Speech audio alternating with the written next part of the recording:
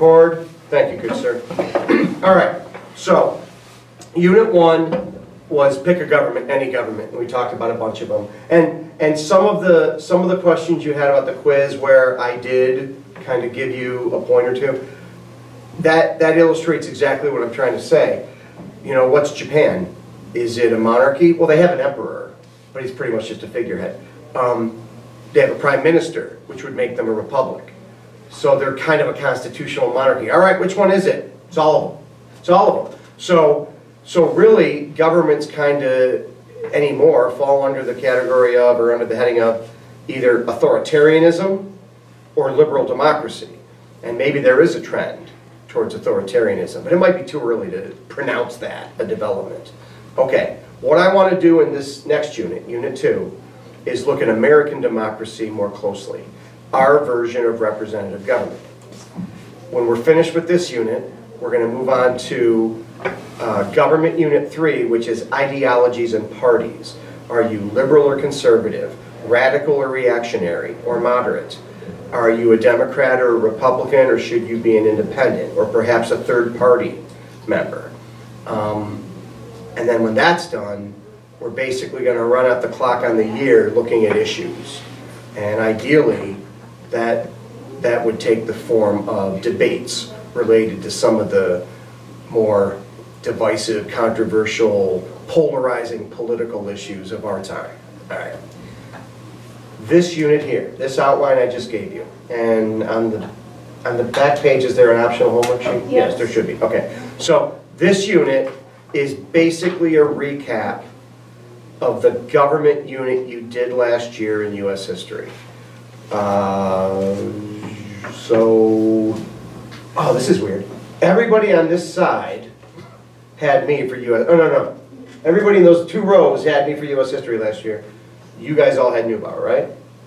I know for a fact that Neubauer has a specific unit related to American government. If you had me, I started with it. Remember, it was like the first unit we did. Even if you had me for the Alfred States section, we basically took that government unit out for a test drive, because you have to do it in both courses. And it was kind of an indicator of whether or not you should have stayed in the Alfred State course, and everyone did. Okay, fine. I don't think we have to basically overdo or overanalyze or delve into a lot of detail on this particular unit, because some of it you probably remember, but not all of it. So what I've done with this unit is I've basically broken it down into a few subtopics. Some basic background on the Constitution, which is the instruction manual for our government, and as I just explained to Sophia in the class in response to her question, we have the oldest written Constitution. England's an older country, but their Constitution is not written, so you don't have to have a written Constitution. We do. I don't want you to confuse the Constitution with the Declaration of Independence. People make that mistake all the time. College professors make that mistake. Elected officials make that mistake. Former President Obama is a constitutional law scholar, and in one of his State of the Union addresses, he kind of made that mistake. And there are a lot of elected officials, both Democrat and Republican, who I can show you videos of confusing those two documents. I don't want you to confuse them. God bless you. Thank you. All right, so we'll do a little bit with that, but not much. Then I want to talk about federalism. Anybody remember that term?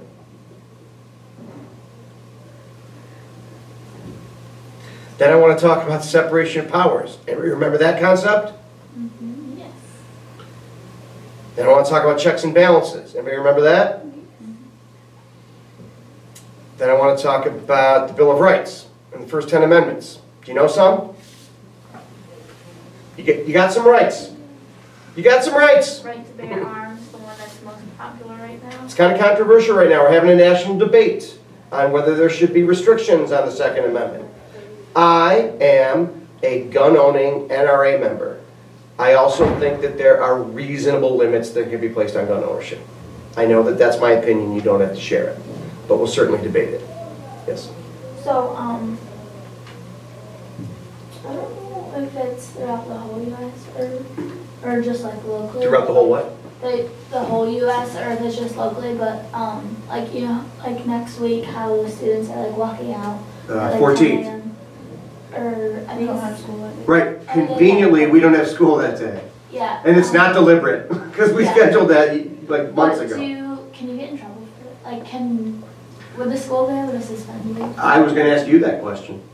Or I was gonna give you that question to take to the top. No, I think it would depend on the individual district. Now, I have colleagues who teach in other states and other districts within New York State, and like they posted things on Facebook or Twitter saying our students are being discouraged from like the demonstration, the walkout, the never again like student-led protest.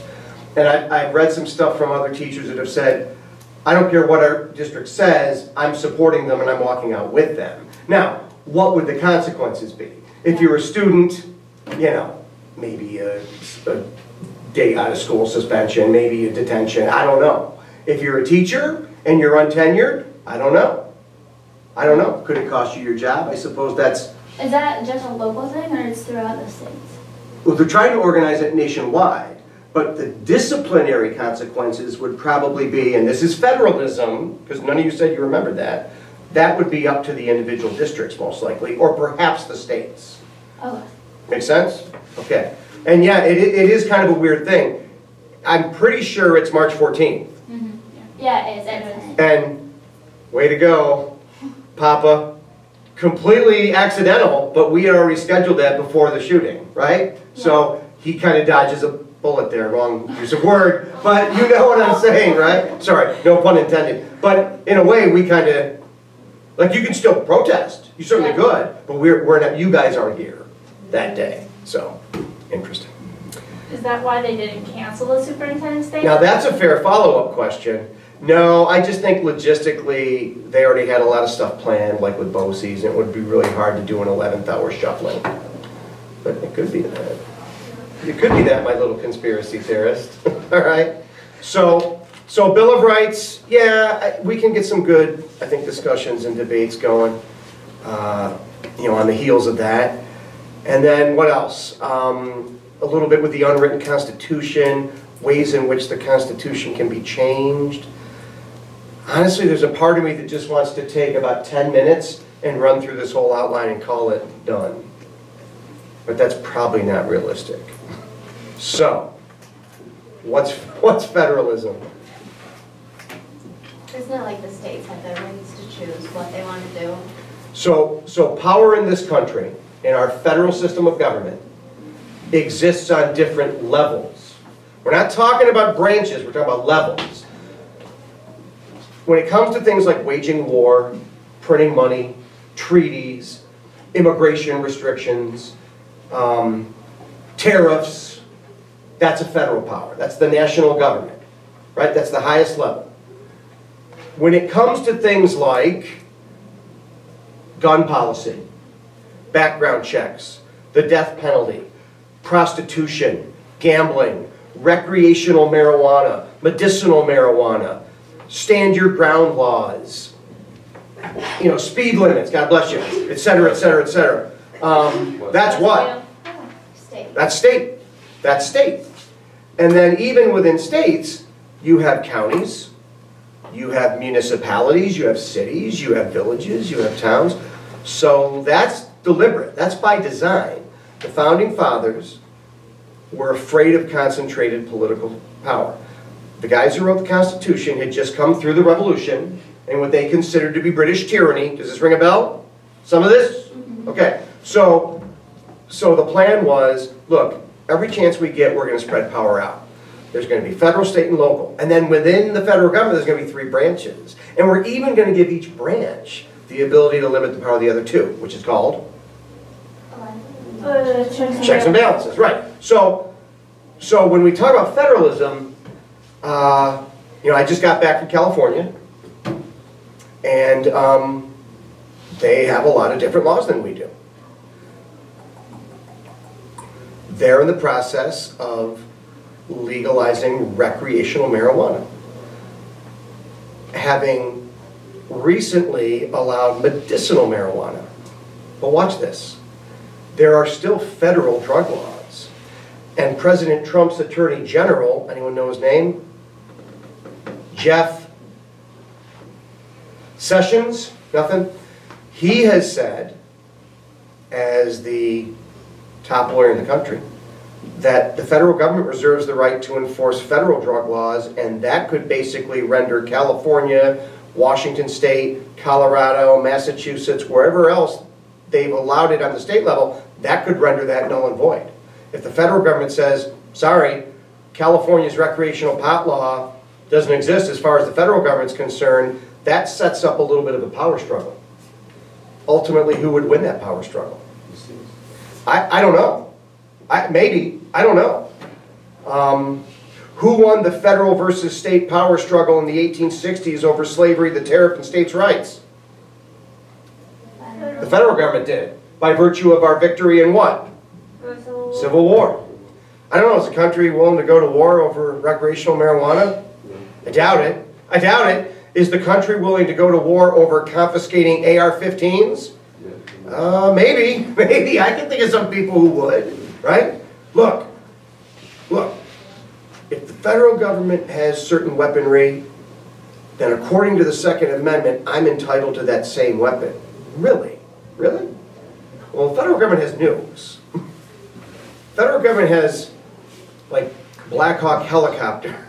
Federal government has bazookas and flamethrowers and tanks. And then we also have to remember that this, the Constitution was written back, like, in the 1700s, 1800s, like way back. 1787, yep. So, back then, there was only, like, the short, like, the 20 gauge Muskets, yeah. muskets. Now they did have, and I'm not an expert on this, but some of you guys probably know more about this than I do. They did have crude types of machine guns back then that were by modern standards automated, but it took like 3 or 4 people to run them at once. And you're right, the primary weaponry of that era was like a single shot musket that you might be able to fire twice in a minute. I think you're right, and I agree, and I think that's a compelling argument. But they didn't have the internet back in 1787 either, right? And freedom of speech today still generally applies to like cyber world, even though there's no mention of that in the Constitution. No, I think that is a good start for a debate on whether civil liberties expire or contextually only fit with 1787. That is something that like courts have to decide.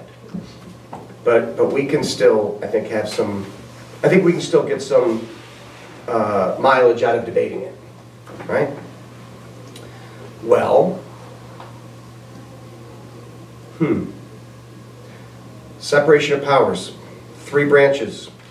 Article 1 in the Constitution talks about the lawmaking branch. Who's that? That's Congress.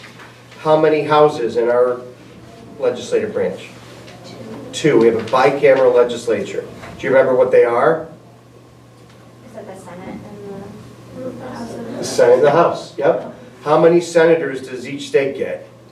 2. How many representatives? it Depends on what? population. Population. So who has the most? Texas is second. California's first. And if I have anything to say about it, their population will swell by 2 within a couple of years, right? Who's third? New York. It's us. But I think we're hanging on to that. Florida's about to pass us. Who's last in population? Rhode Island. They're the smallest state, but they're not the least populous. It's Alaska, which ironically is the largest state, but the fewest people. Hold up there. Okay? Executive branch, who's that? President, and the vice president, and the cabinet. Who's that? I think it's helpful to think of the presidency as collectively all 45. Sometimes when we talk about the president, we get bogged down in the current one. And when President Obama was in office, I had a lot of students who, for whatever reason, didn't like him, and they tended to fixate on that. You know, I think President Trump is also a very polarizing figure, and sometimes when we discuss him in class, you know, there's like some backlash against, you know, what some people view as an authoritarian grab. All right, maybe, but you know, the last 2 presidents have been, for whatever reason, pretty controversial. So we should think of the presidency in terms of, join in if you know this, Washington, Adams, Jefferson, Madison, Monroe, Quincy Adams, Andrew Jackson, Martin Van Buren, William Henry Harrison, John Tyler, James Polk, Zachary Taylor, Millard Fillmore, Franklin Pierce, James Buchanan, Abraham Lincoln, Andrew Johnson, Ulysses S. Grant, Rutherford B. Hayes, James Garfield, Chester Arthur, Grover Cleveland, Benjamin Harrison, Grover Cleveland again, William McKinley, then the greatest American president ever, Theodore Roosevelt, my opinion. He's the most underrated in my opinion. Fattest, William Taft. Oh, watch yourself, woman. Okay? No, he's chunky, but not like Taft fat. All right. Then Wilson, then Harding, then Coolidge, then Hoover, then Franklin Roosevelt, then Truman, then Eisenhower, then Kennedy, then Johnson, then Nixon, then Ford, then Carter, then Reagan, then Bush, then Clinton, then Bush, then Obama, then Trump, then Ullman. Those are your 46 presidents. Kyle, was that accurate? Did you play watchdog on that one? And that's accurate. Okay, so. Except for maybe that last one. You think that might be a reach? So I'm a registered Republican, and I'm thinking of challenging Trump for the 2020 nomination. You should. Well, am I old enough? Yes. No joke yet. You have to be 35. What else do you have to be? Let's do it. What else do you have to be? You can be my VP. No, you gotta be 35. Citizen for like 7 years. I have to be a natural born citizen. Check. Yep, check. I'm good. I'm good. What's I that? don't know how this works, I'm sorry. You're the eye candy, right? Because yuck. Why is Kennedy the one looking down? Oh, it's a solemn painting of him after he got assassinated. But yeah, that's just whoever put that poster together. What's the other thing about Kennedy that's different from the other 44? He has hair. See, that's why you have to be he's Catholic. All the others were Protestant. What's the only thing that was different about Obama? Biracial, black, right? So the vast majority of these 46 people I just mentioned are white, male, Anglo-Saxon Protestants. But that's not an official requirement. And yet, right, sister friends? I don't know. Wait, what is Trump again? What? Like, what religion does he have? Oh, I don't know. I don't. Now, his vice president Pence is a hard-on evangelical, but I think that he considers himself like Lutheran, I believe. And I don't put people under the microscope. Religion is private, but I don't think he's exactly like, full on whatever. Should we talk about Stormy Daniels before or after we push play and stop?